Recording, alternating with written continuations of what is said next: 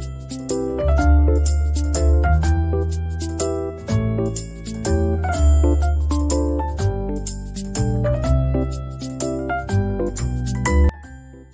Everyone, welcome back to my channel. कैसे हैं आप लोग? आई होप अच्छे ही होंगे। दोस्तों, तो जन्माष्टमी आने वाली है, तो मैं आज आपसे बात करती हूँ कुछ ऐसी चीजों के बारे में जिन्हें अगर आप जन्माष्टमी पर या जन्माष्टमी से पहले अपने घर लेकर आते हैं तो वो बहुत ही शुभ फल लेकर आती हैं। उससे आपके घर में बरकत होगी, घर में कभी कोई कमी नहीं होगी, सारे काम आपके बनने लगेंगे, बंद पड़े हुए काम भी आपके बनने लगेंगे। अष्टमी तिथि को रात को 12 बजे रोहिणी नक्षत्र में भगवान श्री कृष्ण ने जन्म लिया था। श्री कृष्ण का जन्म दिवस बहुत ही धूमधाम से मनाया जाता है और छोटे से लड्डू गोपाल की बहुत ही प्यार से सेवा की जाती है।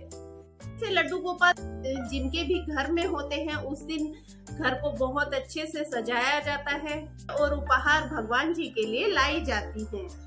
श्री कृष्ण के बाल स्वरूप के लिए इस दिन 56 भोग बनाए जाते हैं। उनकी पसंद के तरह तरह के खाने इस दिन बनाए जाते हैं। बहुत सारे गिफ्ट और खिलौने लेकर आते हैं जो कि भगवान के सामने रखे जाते हैं। तो में से 7 ऐसी चीजों के बारे में मैं आपको बताऊंगी जिन्हें अगर आप घर में लेकर आते हैं और घर में रखते हैं तो आपके घर के समस्त दुख दूर हो जाते हैं। उससे पहले अगर आपने वीडियो को लाइक नहीं किया है तो प्लीज लाइक जरूर कर दीजिएगा, और अगर आपको लगे कि वीडियो यूजफुल है तो इसे शेयर भी कीजिएगा, और अगर आप चैनल पर नए हैं तो सब्सक्राइब भी कीजिएगा।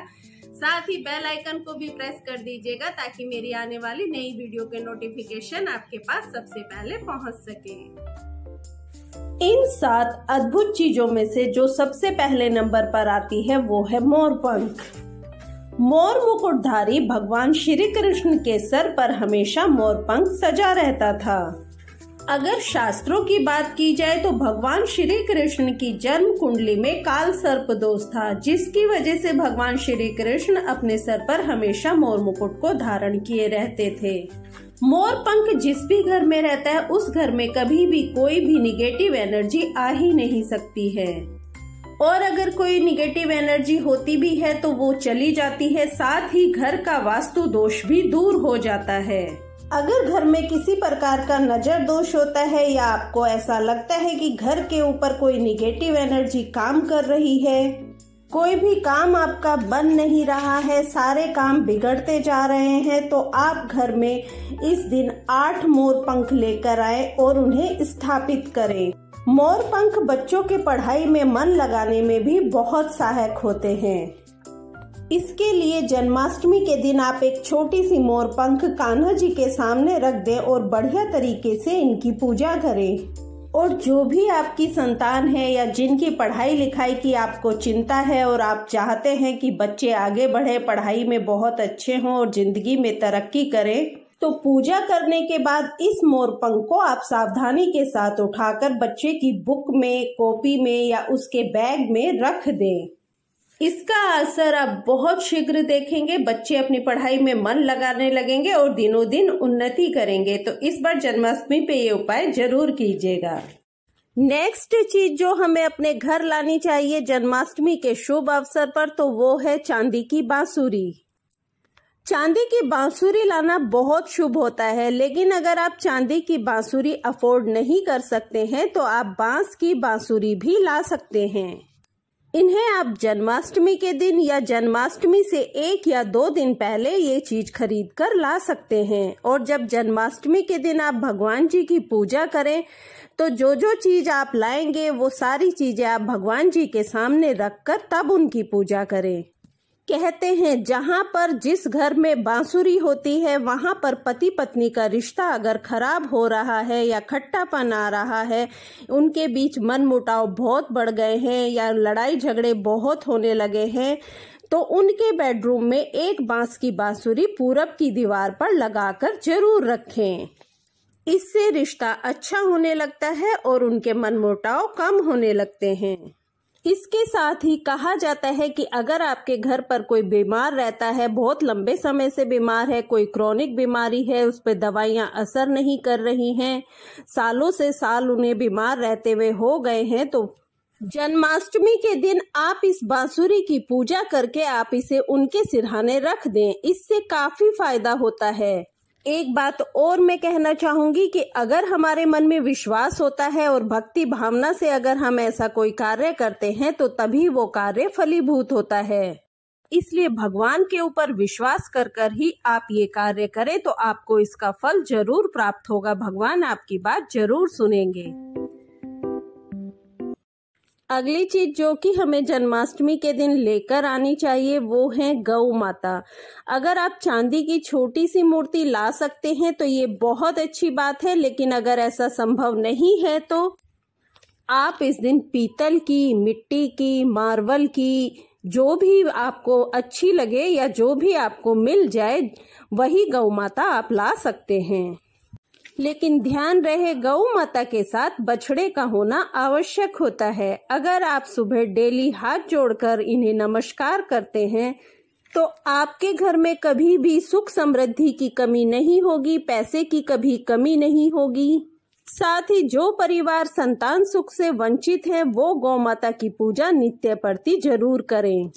गौ माता को देवी स्वरूप माना जाता है और इनमें 33 कोटि देवी देवताओं का वास होता है। सच्ची श्रद्धा से इनकी पूजा कीजिए तो आपकी सभी इच्छाएं शीघ्र ही पूरी हो जाएंगी।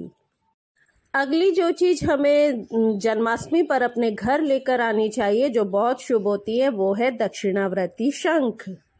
आप सभी लोगों ने देखा है कि पूरे विष्णु परिवार यानी कि माता लक्ष्मी, भगवान विष्णु और भगवान श्री कृष्ण का अभिषेक जब भी होता है तो हम दक्षिणावर्ती शंख से ही करते हैं। दक्षिणावर्ती शंख माता लक्ष्मी का प्रतीक माना जाता है और जिस घर में विधि विधान के साथ दक्षिणावर्ती शंख को विराजमान किया जाता है उस घर में माता लक्ष्मी की कृपा हमेशा बनी रहती है। दक्षिणावर्ती शंख घर में रखने के कुछ नियम हैं। अगर आप चाहते हैं तो इस पर एक वीडियो जरूर बनेगी। आप मुझे कमेंट में जरूर बताइएगा कि क्या मैं इस पर वीडियो बनाऊं। आप सब लोग गंगा जल के बारे में तो जानते ही हैं कि गंगा जल कितना शुद्ध और कितना पवित्र होता है, लेकिन जन्माष्टमी के दिन अगर हो सके तो आप यमुना जी का जल लेकर आएं और कान्हा जी के सामने एक पीतल या मिट्टी के बर्तन में रख दें।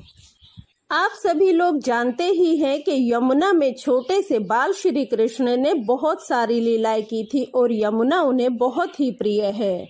यमुना का जल घर में रहने से श्री कृष्ण और उनके बाल स्वरूप लड्डू गोपाल जी का आशीर्वाद सदा बना रहता है।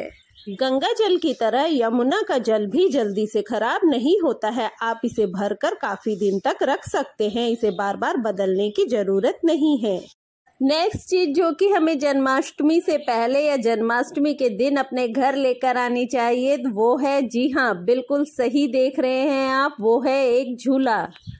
इस दिन झूले को घर में लेकर आना और झूले को घर में रखना बहुत ही शुभ माना जाता है। झूले को बहुत अच्छे से सजाकर और कान्हा जी को उस पर बैठाकर हमें झूला झुलाना चाहिए। अगर अविवाहित कन्या या युवक झूला झुलाते हैं तो शीघ्र उनका विवाह हो जाता है। इसके अलावा संतान सुख की कामना रखने वाले या जो संतान सुख से वंचित हैं ऐसे पति पत्नी भी अगर मिलकर कान्हा जी को झूला झुलाते हैं तो उनकी मनोकामना भी शीघ्र पूरी होती है। माता यशोदा ने भी कृष्ण जी का झूला बहुत सुंदर ढंग से फूलों से सजाया था और फिर उसमें अपने कान्हा जी को लिटाया था। तो बस आपको भी अपने लड्डू गोपाल जी का झूला बहुत सुंदर ढंग से सजाना है और उनको झूला झुलाना है। इससे घर की नकारात्मक ऊर्जा भी दूर हो जाएगी, क्योंकि जैसे जैसे झूला झूलता है, हिलता है, वैसे वैसे वहाँ पे एक पॉजिटिव वाइब्स क्रिएट होती है जो कि हमारे घर की नकारात्मक ऊर्जा को दूर करती है। आप लोगों ने मंदिर में भी देखा होगा कि जन्माष्टमी के शुभ अवसर पर लड्डू गोपाल को झूला झुलाया जाता है। वैसे तो बहुत सारी चीजें हैं जो कि आप जन्माष्टमी के शुभ अवसर पर अपने घर में ला सकते हैं, लेकिन इस वीडियो में मुझे आपको 7 चीजों के बारे में ही बताना है। तो लास्ट में जो चीज आती है वो है तुलसी का पौधा। वैसे तो ये सभी घर में होता है और जन्माष्टमी के दिन बाल गोपाल के भोग में तुलसी के पत्र का इस्तेमाल बहुत जरूरी होता है। अगर तुलसी का पौधा आपके घर में नहीं है और आप उसे लाना चाहते हैं, लगाना चाहते हैं, तो जन्माष्टमी का दिन बहुत शुभ होगा। इस दिन आपको तुलसी जरूर घर ले आनी चाहिए।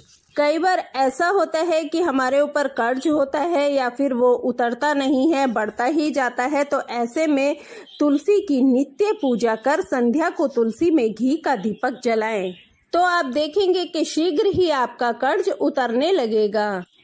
अगर आपकी कोई मनोकामना है तो अपने दोनों हाथ जोड़कर तुलसी माँ को अपनी मनोकामना जरूर बोले, तो आपकी मनोकामना जरूर पूरी होगी। अगर हमारे घर में कोई निगेटिव एनर्जी होती है तो सबसे पहले तुलसी का पौधा सूखने लगता है। आप अपने घर में तुलसी का पौधा जरूर लगाएं। अगर आप कहीं ऐसी जगह रहते हैं जहां पर कि आप पौधा नहीं लगा सकते हैं या पौधा घर नहीं ला सकते हैं, तो ऐसे में आप तुलसी की एक माला जरूर लेकर आएं। तो ये थी वो 7 चीजें, अगर आप इस जन्माष्टमी पर इन्हें अपने घर लेकर आते हैं तो इन चीजों का बहुत ही शुभ फल आपको प्राप्त होगा। पूरा साल लड्डू गोपाल की कृपा आपके ऊपर बनी रहेगी, आपके घर में बरकत रहेगी और बहुत सारी खुशियां आएंगी।